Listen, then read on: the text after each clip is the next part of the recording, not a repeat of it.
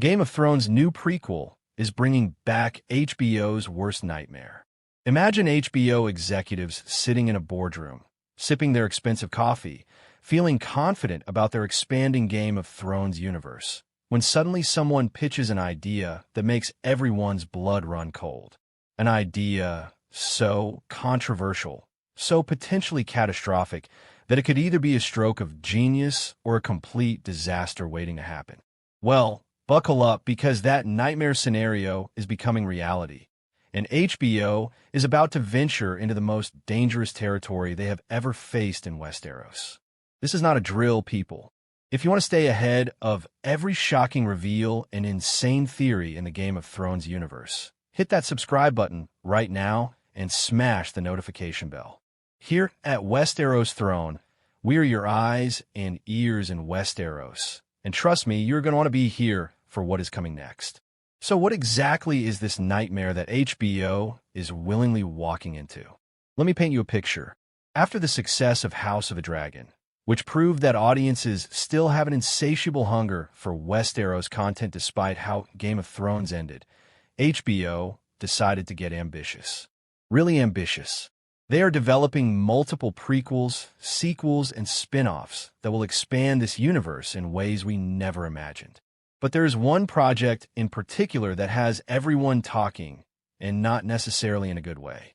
A prequel series that dares to explore one of the most sensitive, most controversial periods in Westerosi history. We're talking about Robert's Rebellion. Now, before you start throwing things at your screen, hear me out. Robert's Rebellion is simultaneously the most requested and most feared storyline that HBO could possibly tackle. Why? Because it is the foundational event that set everything in Game of Thrones into motion. It is the war that dethroned the Mad King, that led to the death of Rhaegar Targaryen and Lyanna Stark, that resulted in Jon Snow's entire existence being a secret for decades. It is literally the origin story of everything we watched for 8 seasons. And therein lies the problem. Here's the thing about Robert's Rebellion that makes it HBO's worst nightmare. We already know how it ends. We know Robert wins. We know Rhaegar dies. We know Lyanna dies in that tower. We know Jaime Lannister kills the Mad King and earns his infamous nickname.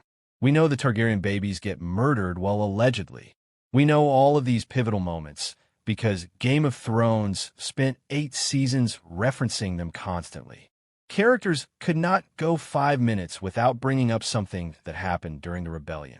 So how do you create suspense and tension in a story where the audience already knows every major plot point? It is like watching Titanic when you know the ship is going down. Sure, the journey might be beautiful, but that iceberg is coming no matter what. But wait, it gets even more complicated, and this is where HBO's nightmare intensifies. Robert's Rebellion has been mythologized in Game of Thrones to an almost legendary degree. Characters talked about it with such reverence, such weight, that fans have built up these enormous expectations in their minds about what it must have been like. We have imagined the tournament at Harrenhal. We have pictured Rhaegar Targaryen as this impossibly tragic, romantic figure. We have envisioned the Battle of the Trident as this epic clash of titans. HBO now has to take those mental images that fans have been cultivating for over a decade and bring them to life. And if they get even one detail wrong, if Rhaegar does not look exactly how fans imagined, if the battles do not feel as epic as we have been told, the backlash will be swift and merciless. Let's talk about the casting nightmare alone. Finding someone to play Rhaegar Targaryen is like trying to find someone to play a young Darth Vader. The character has been built up so much, described as impossibly handsome, noble, skilled, and tragic, that no human actor could possibly live up to those expectations. Fans have been fan-casting this role for years, throwing out names of impossibly attractive actors who could potentially capture that ethereal Targaryen magic. But here is the brutal truth. Whoever gets cast as Rhaegar is going to face an uphill battle from day one. People are going to compare them to their mental image, and for a lot of fans, they're going to fall short. It is an impossible situation. And then there is the Robert Baratheon problem. In Game of Thrones, we met Robert as an overweight, alcoholic king who was past his prime and deeply unhappy. But young Robert, the Robert who won the rebellion, was supposedly this legendary warrior, this charismatic leader who inspired men to follow him into battle. He was strong enough to wield a warhammer that most men could not even lift. He was the kind of man who could bash in Rhaegar's breastplate on the trident. Finding an actor who can portray that version of Robert, while also making it believable that he would become the sad, broken king we met in Season 1, is a monumental task. It is like casting a young Rocky Balboa, knowing he ends up as the guy from the later movies. The transformation has to make sense. But here is where things get interesting, and this is why HBO might actually pull off this nightmare scenario. What if they do not play it straight? What if the entire point of the Robert's Rebellion series is to deconstruct the mythology that Game of Thrones built up? Think about it. One of the core themes of Game of Thrones was that history is written by the victors, and that legends are often very different from reality. What if we discover that Robert was not quite the noble hero everyone claimed he was? What if Rhaegar was not the villain that Robert's side painted him as? What if the rebellion was not this clear-cut case of good versus evil, but rather a complicated mess of misunderstandings, political maneuvering, and personal vendettas? This is actually where HBO could turn their nightmare into a triumph. By showing us the ugly truth behind the legend, they could create something genuinely surprising and thought-provoking. We could see that Aerys, the Mad King, did not just wake up one day and decide to be evil. His descent into madness could be a slow, tragic progression influenced by paranoia, betrayal, and the weight of prophecy.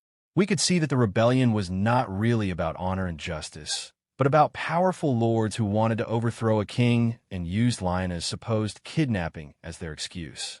It would be a very Game of Thrones move to take this legendary war and reveal that it was actually just as messy and morally gray as everything else in Westeros. And let us not forget about the Tower of Joy. The truth is, HBO is damned if they do and damned if they do not. Fans have been begging for Robert's Rebellion for years, but now that it might actually be happening, the pressure is astronomical. They are walking a tightrope between fan service and creative innovation, between honoring the mythology and deconstructing it. It is a risk that could pay off spectacularly or blow up in their faces. And honestly, that is what makes this so exciting.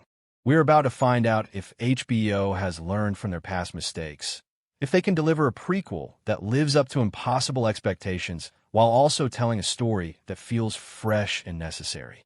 This is their nightmare, but it could also be their redemption. Thanks for watching, and may the odds be ever in HBO's favor.